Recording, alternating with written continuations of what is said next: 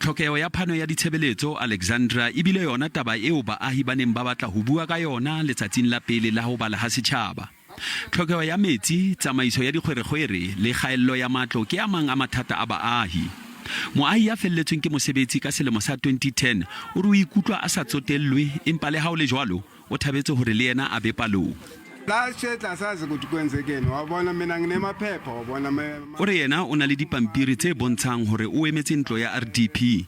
Fela o re ho fihlela ha jwale ha a so fumane ntlo eo a e tshepisitsweng dilemo tse ngata tse fetileng.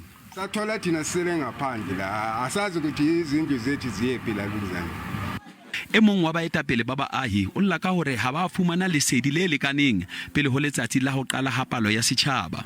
Tse ding tsa dillo tsa baahi ke tshubuhlellano dikolong, kgaello ya ditleliniki le ho imelwa ha makgotla a dinyewe. There is no advert which of course census has also put to our local newspaper. There are no billboards. The work is not been given to local companies. Stats SA e re ho se bonahale ka bongata ha Bahlanka ba balang setjhaba ke karolo ya lewa la bona leo ba le sebedisang.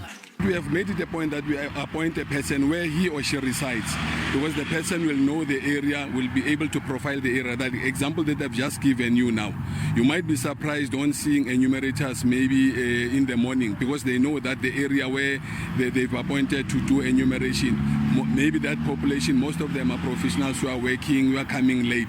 You will find that an enumerator then will plan his schedule to say, I'm going to start around 12 o'clock. Palo ya setjhaba e tla tswela pele ho fihlela ka la di 28 tsa kgwedi e hodimo.